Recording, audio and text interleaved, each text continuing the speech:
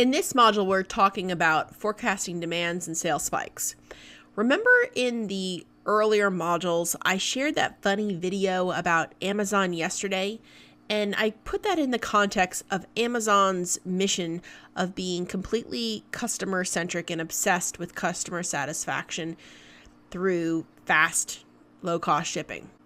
There is more to that clip than meets the eye or funny bone. Did you know that Amazon has successfully patented a method and system for anticipatory shipping? In other words, in order to cut down on the time period between when a customer purchases an item online and when the item is received through the mail, Amazon is experimenting with beginning the first steps of a shipping process before the item is even purchased. What? That's just crazy. Their patent says they evaluate mouse movements to predict purchases. That's just bizarre to me and further proof that Amazon loves data. What about the pretend shopping holiday that Amazon created? For the last 2 years, Amazon had a made-up holiday called Prime Day, and they've also incorporated lightning deals. Let's learn more. Forecasting demand and trending is tough. I can't predict the future, otherwise I would have won the Mega Millions lottery several times by now. But you can look at data and get a better picture of what is going on within your account as well as within the industry. If you were a blacksmith in 1908 and you were complaining that no one was using your services to shoe horses for their carriages, you had two choices. You could continue to stay a blacksmith and stay in that trade, or you could look at the data and decide to open a Ford car dealership. Basically, nothing is static. So here are some ways to look at the data and make some of your own sales spikes. Unicorn Smasher is a great free Chrome plugin that assists you with estimated sales and revenue for the keywords that matter most to you. It's a quick and easy way for you to look at the data of the top performers on page 1, page 2, and page 3.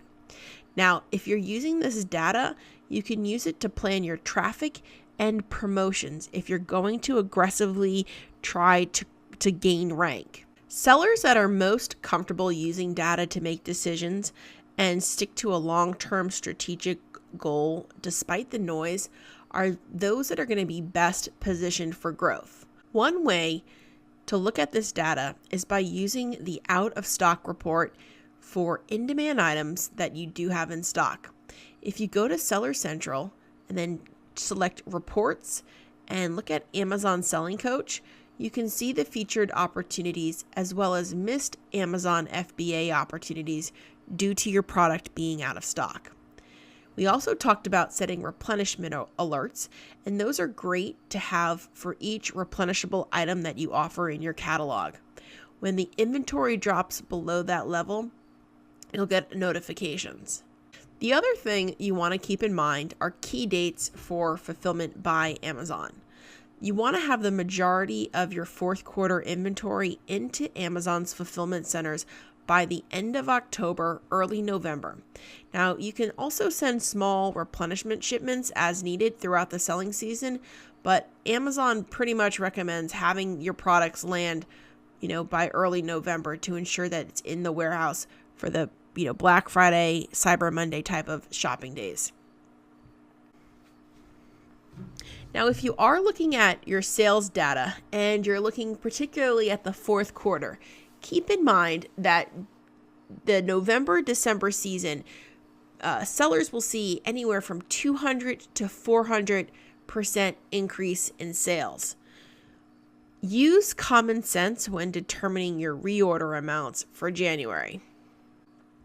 Let's go into a little bit more detail on restocking and what a buffer is. We've talked about it before in earlier modules, but it makes sense to break it down here. Let's say it takes your factory 40 days to manufacture your order of 5,000 units and then another 28 days to ship it.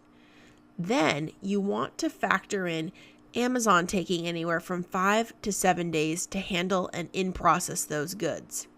So with all of those dates, you're looking at 75 days or about 2 to 2.5 months to get your product restocked. If you're selling 50 units a day and you have a 5,000 unit order, you have about 100 days to cover. At the 30-day mark, you're going to need to consider reordering, as it takes 75 days to restock with the example I just gave with those numbers. Constantly monitoring your sales velocity and your stock levels help to prevent stockouts.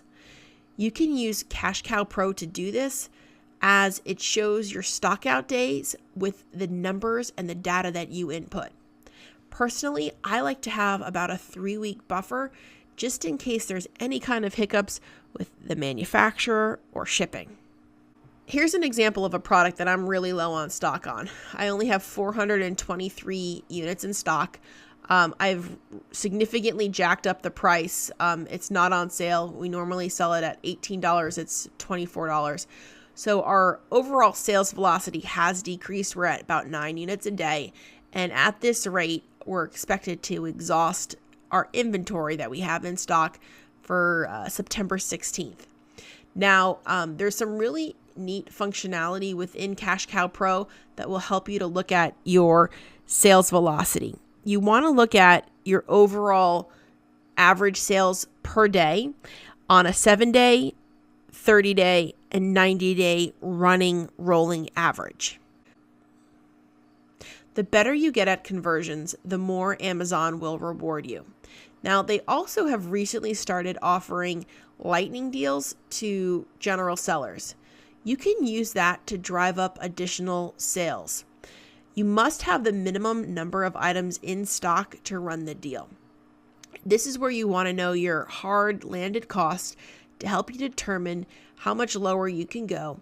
And you'll recognize that when you do these lightning deals, your margin is going to be lower, but you're going to see an increase in sales. And you'll also see a BSR going down, which is the direction you want it. So your sales the following few days will be very strong.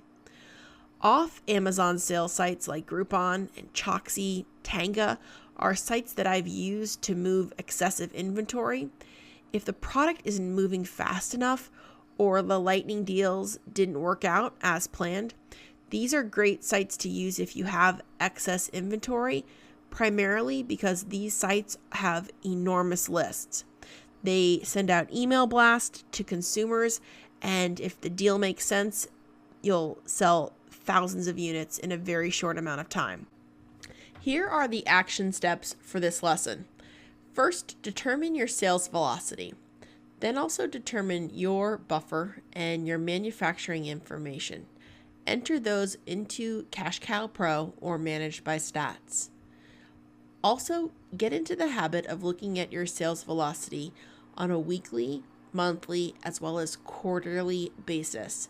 This will help you to make smart replenishment decisions based on your overall sales trend.